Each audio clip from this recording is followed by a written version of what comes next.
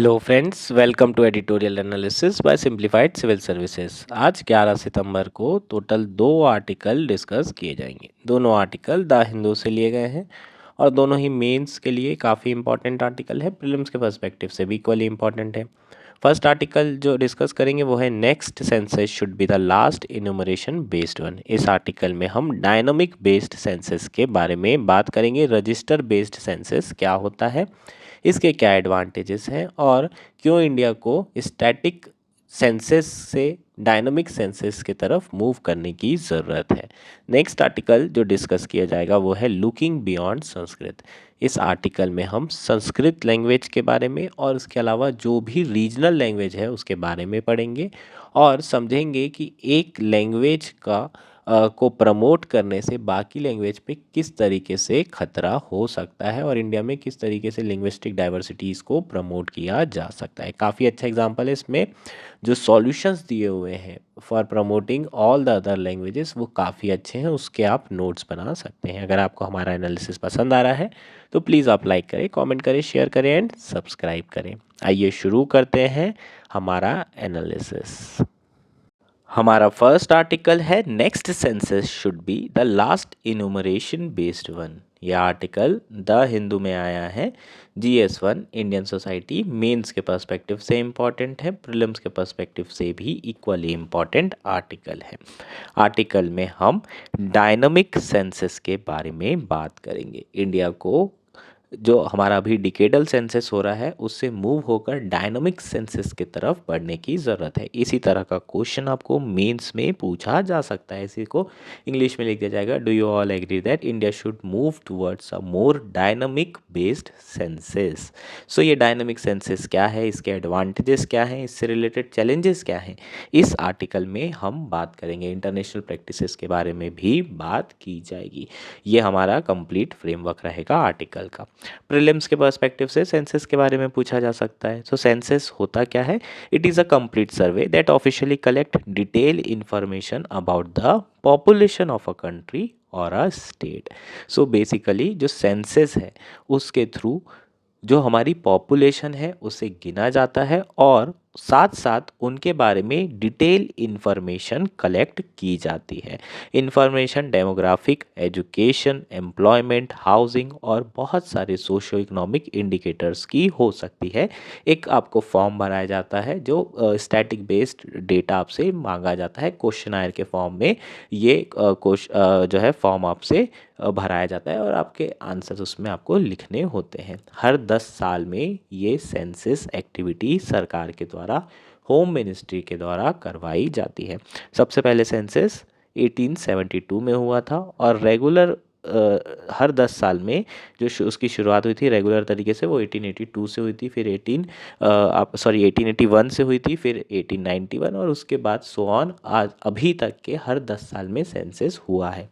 पहली बार 2011 के बाद 2022 में सेंसस नहीं हुआ, मतलब 10 साल में ऐसा पहली बार हुआ है कि सेंसस कंडक्ट नहीं कराया गया है ये एक्टिविटी। और ऐसा इसलिए हुआ है क्योंकि कोविड-19 पेंडेमिक आ गया था, उसके कारण ये ममोथ एक्सरसाइज सरकार नहीं करवा पाई। और रिसेंटली न्यूज़ आ रही है कि सरकार जो है अपना सेंसस करवाने वाली है जो कि डिजिटल सेंसस होने वाला है। इंडिया का पहला डिजिटल सेंसस इस बार रहेगा। तो हर बार जो है आपके पास कॉपी पेन लेकर आते थे, जो जनगणना के लिए लोग आपके घर आते थे, आपकी इन्फॉर्मेशन लेते थे। अब हो सकता है कि सारे लोग अपना मोबाइल या फिर टैबलेट लेकर आएंगे और आपसे सारी इन्फॉर्मेशन कलेक्ट की जाएगी डिजिटली। सो ये हमारा थोड़ा सा बैकग्राउंड हो जाएगा सेंसस से रिलेटेड। सेंसस का मेन जो पर्पस है वो क्या है?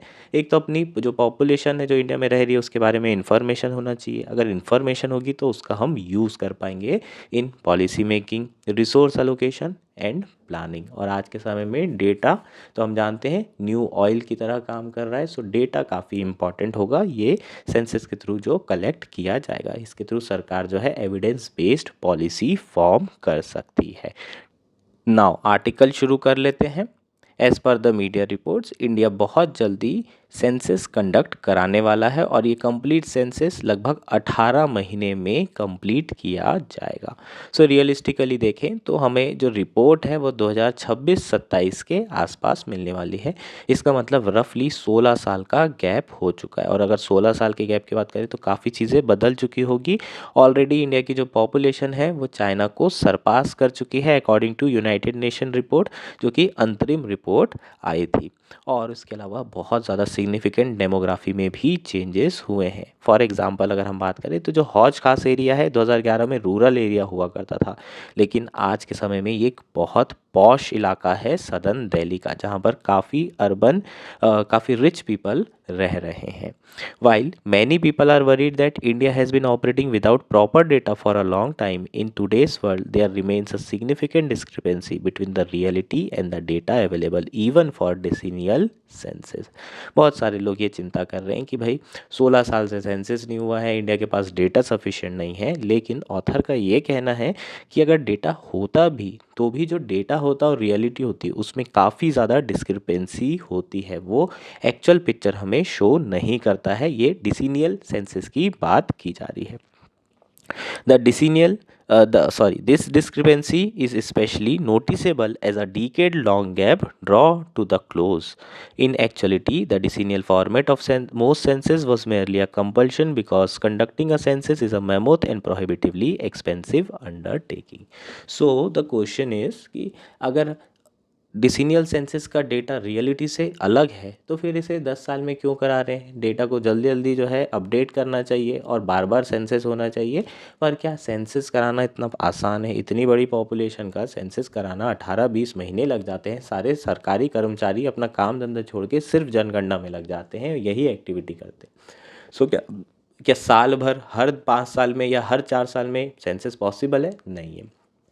इसलिए इसे हर 10 साल में कराया जाता है, क्योंकि एक मेमोथ एक्सरसाइज है और बहुत ज़्यादा इसमें कॉस्ट भी लगती है, तो सरकार ये बार बार नहीं करा सकती। लेकिन ऐसा बिल्कुल नहीं है कि इसमें जो डेटा आता है वो रियलिटी के एकदम नज़दीक हो, काफ़ी जो है उसमें डिस्क्रिपेंसी हमें देखने को मिलती है। It certainly make sense that if census exercise were conducted more frequently a number of policies and their execution as well as socio economic health related studies might be dynamically adjusted by observing the findings. इसका मतलब क्या है कि अगर census frequently conduct कराया जाए तो data आपको क्या मिलेगा? वो भी फ्रीक्वेंटली मिलेगा। अब हमारी जो पॉलिसीज़ हैं उसका एग्जीक्यूशन है वो लगातार चल रहा होता है, 4 साल 5 साल 6 साल तक हमारी स्कीम चल रही होती है, और अगर फ्रीक्वेंटली डेटा मिल जाएगा तो हम अपनी पॉलिसीज़ को रियल टाइम में एडजस्ट कर पाएंगे और उसके जो बेनिफिट्स होंगे वो फार रीचिंग इम्पैक्ट होंगे। जिसको हम टारगेट कर रहे हैं, अगर उस टारगेटेड पर्सन को बेनिफिट्स नहीं मिल रहे हैं तो या तो हम स्कीम ख़त्म कर देंगे या फिर हम फोकस करेंगे कि उसी टारगेट पर्सन को वो बेनिफिट्स मिले। सो रियल टाइम डेटा बहुत ज़्यादा इम्पॉर्टेंट है और इसलिए सेंसस फ्रीक्वेंटली कराना ज़रूरी है। पर क्या सेंसस फ्रीक्वेंटली हो सकता है? नहीं हो सकता है। उसका रीज़न मैंने आपको बता दिया कि ये एक बहुत ही एक्सपेंसिव, प्रोहिबिटिवली एक्सपेंसिव एक्सरसाइज है और बहुत ही ममोथ एक्सरसाइज है, बहुत ही ज़्यादा रिसोर्सेस इसमें लगते हैं। सो सॉल्यूशन क्या है? सॉल्यूशन ये है कि जो ऑथर हैं उनका कहना है कि अब हमें मूव करने की ज़रूरत है डायनामिक सेंसस की तरफ, रजिस्टर बेस्ड सेंसस के तरफ, which could furnish up to date census data whenever needed. इसका मतलब ये है कि आपने एक बार डेटा ले लिया, पर्सन का नाम, उसका सोशो इकोनॉमिक स्टेटस, ये सारी चीज़ ले ली। अब आप क्या करेंगे?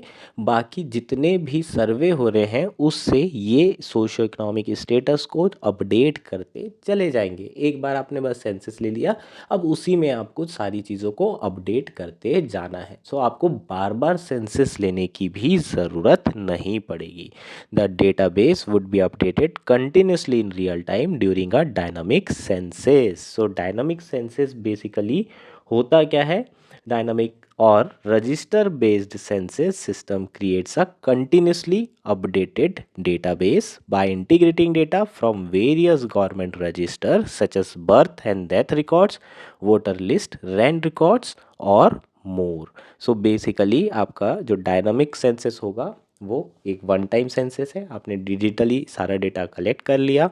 अब इसी डेटा में आप अलग अलग जहाँ से भी इंफॉर्मेशन कलेक्ट कर रहे हैं, फॉर एग्जांपल इनकम टैक्स में लोग टैक्स रिटर्न कर रहे हैं, टैक्स रिटर्न फाइल कर रहे हैं, उससे हमको इनकम पता चलेगी। अब पैन कार्ड, आधार कार्ड सब कुछ लिंक है, सो हमको आधार कार्ड से पर्सन के बारे में सारी इन्फॉर्मेशन मिल गई और उसके इनकम के बारे में पैन कार्ड से इन्फॉर्मेशन मिल गई। सो ये सारी इन्फॉर्मेशन हम ऐड कर पाएंगे हमारे जो हमने सेंसस में डेटा लिया है, डेमोग्राफिक डेटा, उसी में ये सारी चीज़ें ऐड करते चले जाएंगे।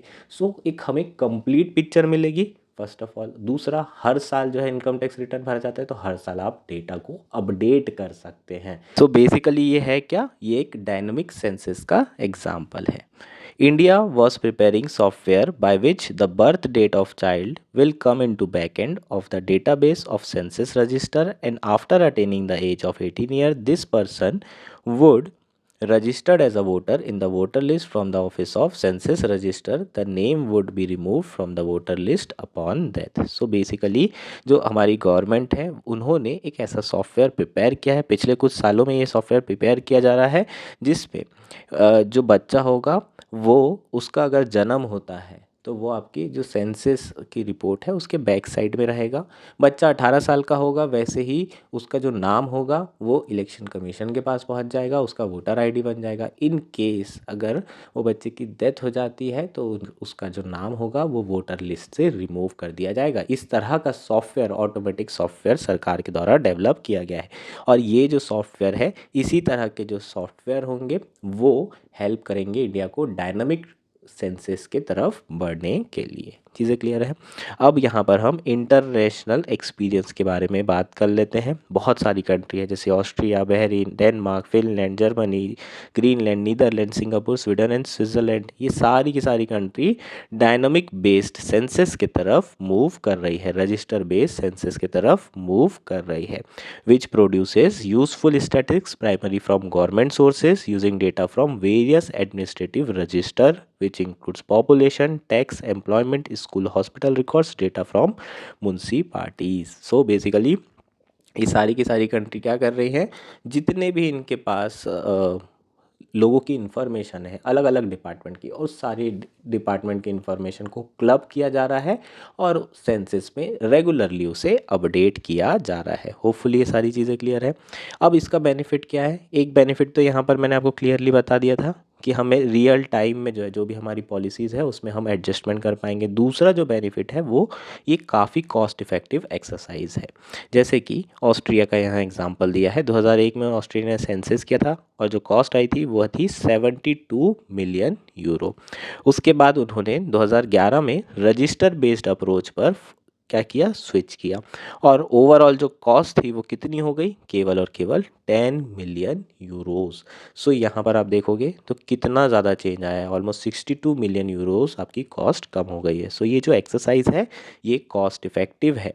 सो ये इसके कुछ एडवांटेज हो जाएंगे। और क्या एडवांटेज होगा यार, एक्यूरेसी बढ़ेगी, क्योंकि रियल टाइम डेटा हम हर बार एडजस्ट कर पा रहे हैं। तो डिस्क्रिपेंसी जो 10 साल के डेटा में होती है और रियलिटी और जो सेंसस का डेटा होता है उसमें जो डिफरेंस होता है वो डिफरेंस नहीं आएगा। सो आपका जो डेटा होगा वो एक्यूरेट रहेगा। एक्यूरेसी भी एक बहुत बड़ा यहाँ पर फैक्टर रहने वाला है आपका डायनामिक सेंसस में। सो ये सब आपके क्या हो जाएंगे, कुछ बेनिफिट हो जाएंगे।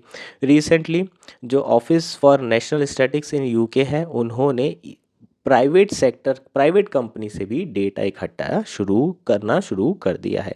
जैसे कि सुपरमार्केट में जो स्कैनर्स वाले डेटा हैं उसे इकट्ठा करने लगे हैं, data on cars and trains from auto traders and rail delivery groups. ये सारा डेटा यूके की जो गवर्नमेंट है वो कलेक्ट कर रही है लोगों के बारे में। इंडिया के पास ऑलरेडी आधार सेंट्रिक डेटाबेस है, यूके के पास इस तरह की कोई भी चीज़ नहीं है यहाँ पर। और इंडिया जो है क्या कर सकता है, आधार को, वोटर कार्ड को और आपका पैन कार्ड को सबको मर्ज कर सकता है ताकि इंफॉर्मेशन एक जगह से दूसरी जगह जा सके। सो पोर्टेबिलिटी और स्केलेबिलिटी बहुत बड़ा फैक्टर है अगर हमें डायनामिक बेस्ड सेंसस जो है करना है। तो क्या क्या चैलेंजेस आ सकते हैं देख लेते हैं। Combining many register is never a simple operation. अलग अलग डिपार्टमेंट के इंफॉर्मेशन को एक जगह लेकर आना, कंबाइन करना, it's not that simple. Even though it has been increasingly customary in India to recently integrate database such as Aadhaar, PAN, voter ID, bank account, mobile numbers, it is still a mammoth task to solve the jigsaw puzzle and to build up the elephant by correctly assembling the different type of register. India में लगातार जो database है वो integrate हो रहे हैं, इस पर सरकार काम ज़रूर कर रही है, जैसे कि आधार को, पैन को, वोटर आईडी को, सबको लिंक करने की कोशिश की जा रही है। पर स्टिल जितने भी आपका डेटा होगा उसको एक जगह लाना अभी भी बहुत मुश्किल और मैमोथ टास्क है। उसके लिए आपको एक्सपर्टीज़ की ज़रूरत पड़ेगी। सो सफिशिएंट एक्सपर्टीज़ होना बहुत ज़्यादा ज़रूरी है। ये दूसरा सबसे बड़ा चैलेंज होगा। सो यहाँ पर दो चैलेंजेस की बात की गई है। Census serve as a valuable repository of data pertaining to various economic endeavor, educational attainment, literacy rate, housing and domestic facilities, urbanization, migration, mortality, fertility, religion, language, additional socioeconomic, cultural and demographic information. It is unclear if our intended method will be able to update data on the majority of this aspect on real time. So जो census है उसमें कई सारी information रहती है, जैसे कि education attainment रहता है, लिटरेसी रेट रहता है, हाउसिंग डोमेस्टिक फैसिलिटीज़ रहती है, अर्बनाइजेशन से related data, mortality, fertility, religion, language, इतनी सारी तमाम चीज़ों का डेटा रहता है। और जो करंट मेथड है, जो हमारी इंटेंडेड मेथड है, उसके थ्रू हम रियल टाइम एडजस्टमेंट नहीं कर सकते इतने सारे इंडिकेटर्स का। Naturally if any data is lacking it can be updated on a regular basis by properly conducting survey perhaps on a small scale.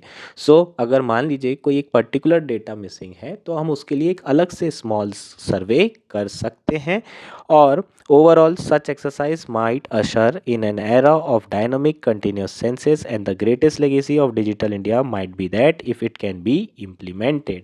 So अगर इस तरीके से अगर हम छोटे छोटे सेंसस कर लेते हैं और ये जो डेटा है इसको एडजस्ट कर लेते हैं, रियल टाइम में अपडेट कर लेते हैं, तो ये डिजिटल इंडिया का सबसे ग्रेटेस्ट लेगेसी होगी जो कि डायनामिक बेस्ड सेंसस है। चीज़ें क्लियर है?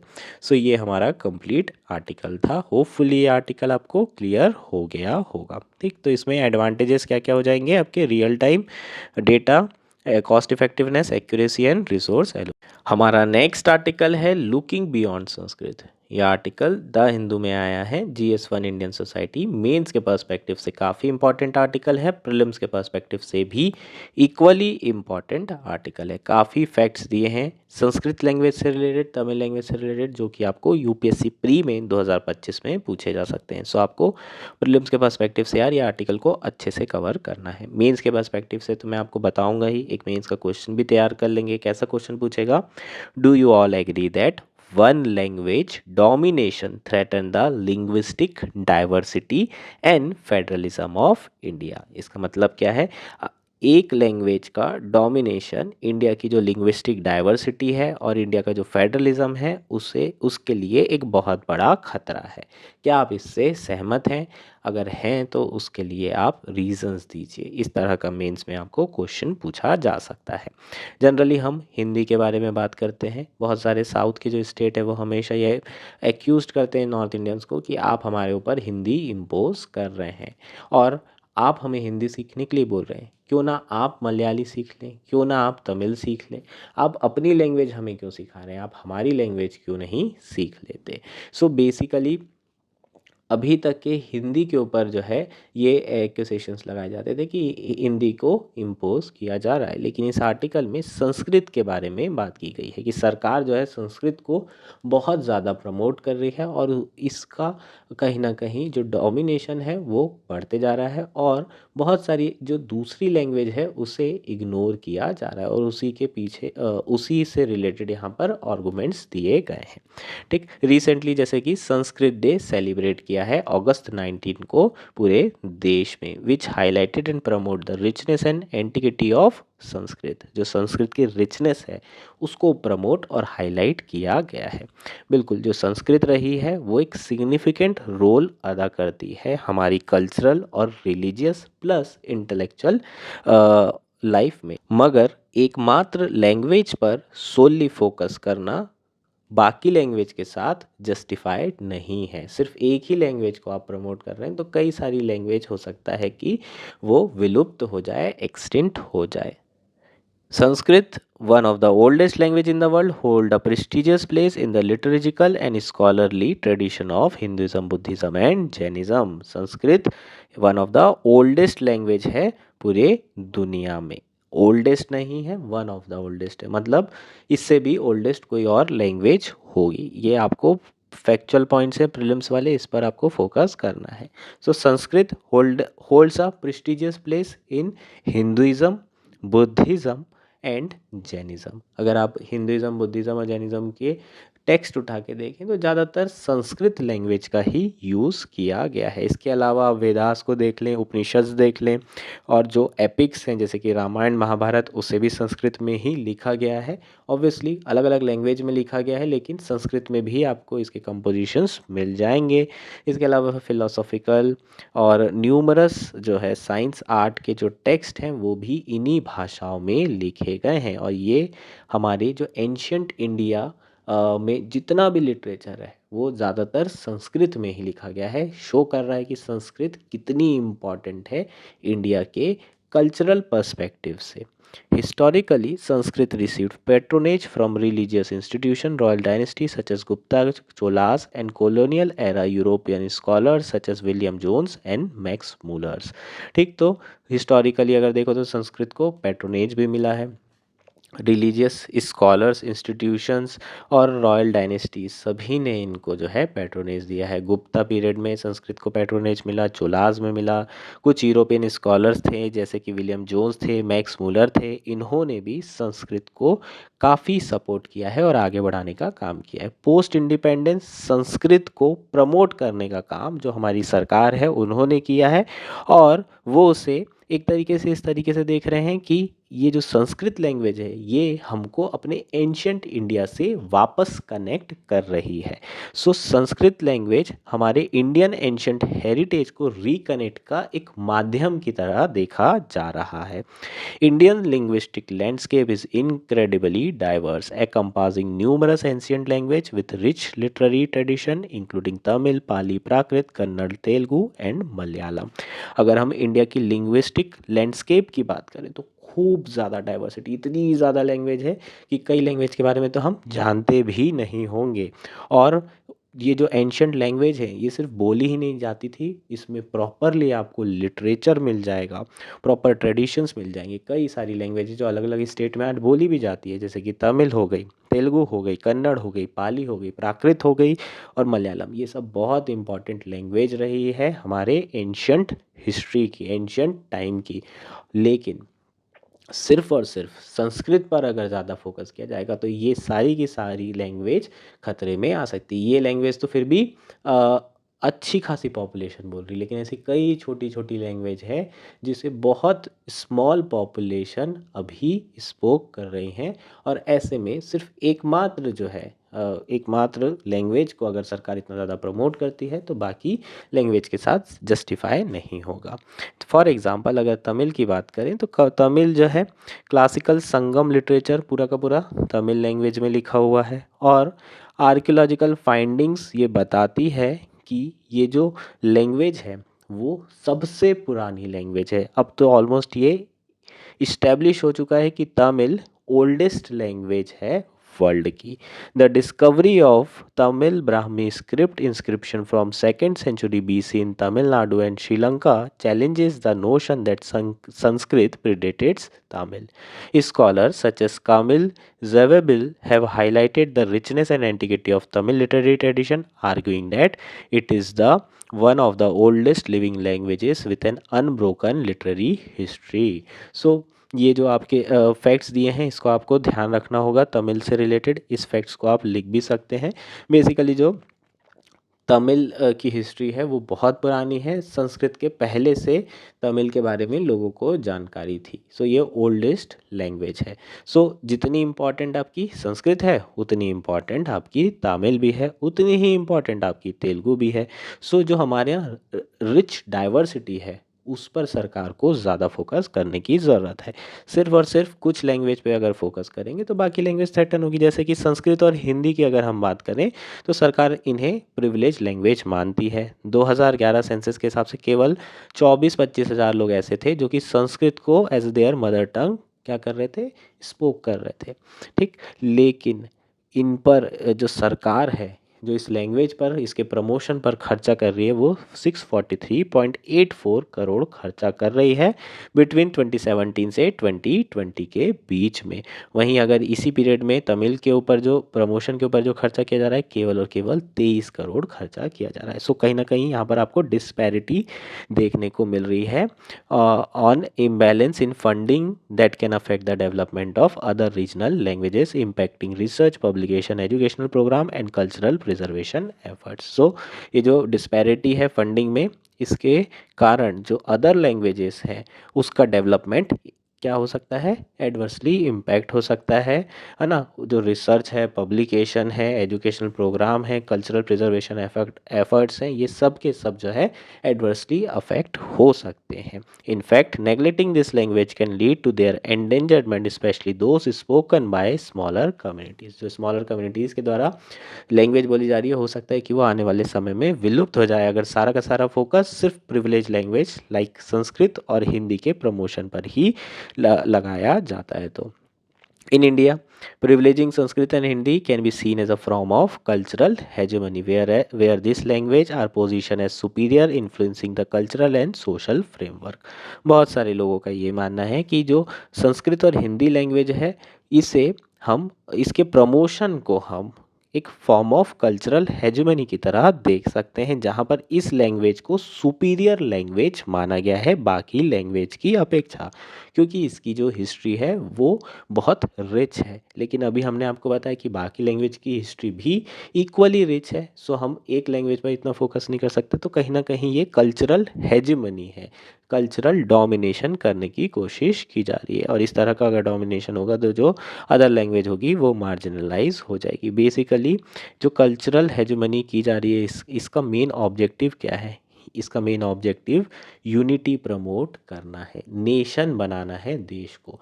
लेकिन जो ऑथर है उनका ये कहना है कि देश को, है ना, उसमें यूनिटी लाने के लिए आपको वन नेशन वन लैंग्वेज की ज़रूरत नहीं है, या वन नेशन टू लैंग्वेज की ज़रूरत नहीं है। आप जो डाइवर्सिटी है उसे भी सेलिब्रेट कर सकते हैं। Privileging Sanskrit and Hindi in educational institution, government function and media reinforces their domination. सरकार जो है हिंदी और संस्कृत को एजुकेशनल इंस्टीट्यूशन में, गवर्नमेंट फंक्शंस में या फिर मीडिया में कहीं ना कहीं प्रमोट कर रही है, और इसके थ्रू उसका डोमिनेशन बढ़ते जा रहा है। इसके अलावा इन्हीं प्रिविलेज लैंग्वेज को, है ना, अगर आप ज़्यादा प्रमोट करोगे तो इसमें जॉब्स भी आएगी, तो लोग इसको ज़्यादा पढ़ेंगे, तो ऑटोमेटिकली जो मार्जिनलाइज लैंग्वेज है उसको लोग पढ़ना बिल्कुल भी ख़त्म कर देंगे। सो क्या किया जा सकता है? सॉल्यूशंस यहाँ पर दिए हैं। ठीक, addressing this biasness approach requires comprehensive policy reform. ठीक, ये जो ऐसे टर्म्स हैं इसको आपको लिखना ही होता है, कॉम्प्रिहेंसिव पॉलिसी रिफॉर्म। इसका मतलब क्या है?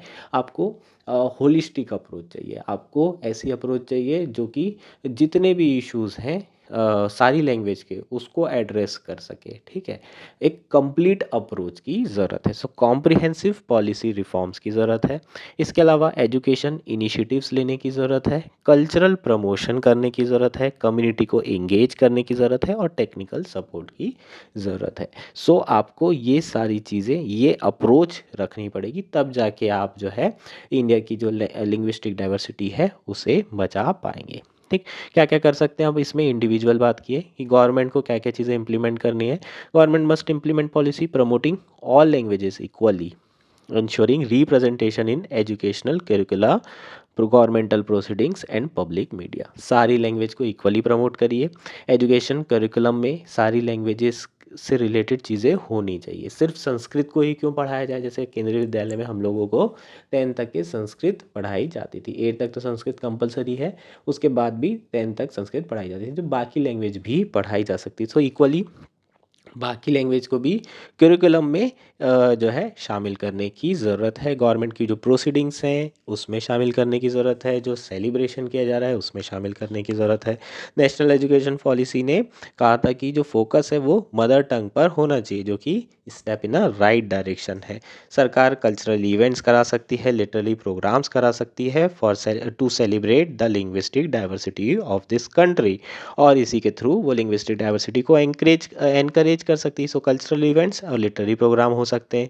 इसके अलावा इन लैंग्वेज से रिलेटेड जो भी रिसर्च है उसको प्रमोट किया जा सकता है, ताकि रिसर्च पब्लिकेशन हो सके।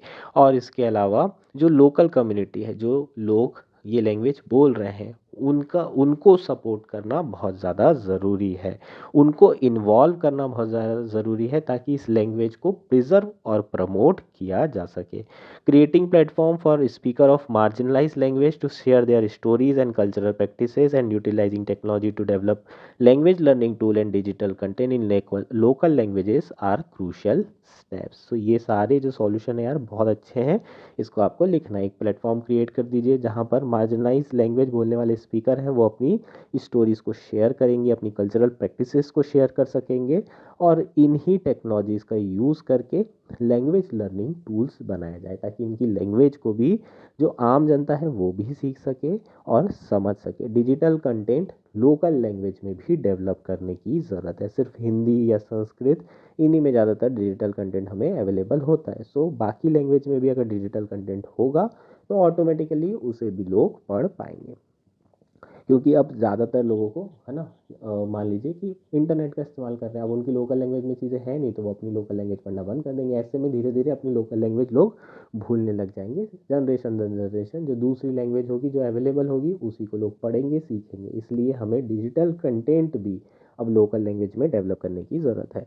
रिसोर्सेज का इक्विटेबल डिस्ट्रीब्यूशन रहेगा सारी लैंग्वेज के लिए, तो ऑब्वियसली ये जो डिस्पैरिटी है वो नहीं रहेगी। Language policies should promote inclusivity and accessibility, ensuring all community can learn use their native language alongside Sanskrit. Educational reform should emphasize multilingualism. So educational जो reform है उसमें भी अलग अलग languages को promote करने की ज़रूरत है। Language is not simply a tool for communication, it is a core part of one's identity. ये जो आपका कंक्लूजन है यार बहुत अच्छा लिखा है, इसको आप अपने नोट्स में लिखेंगे, है ना। लैंग्वेज से रिलेटेड जीएस 1 में एक नया क्वेश्चन पूछ ही लेता है।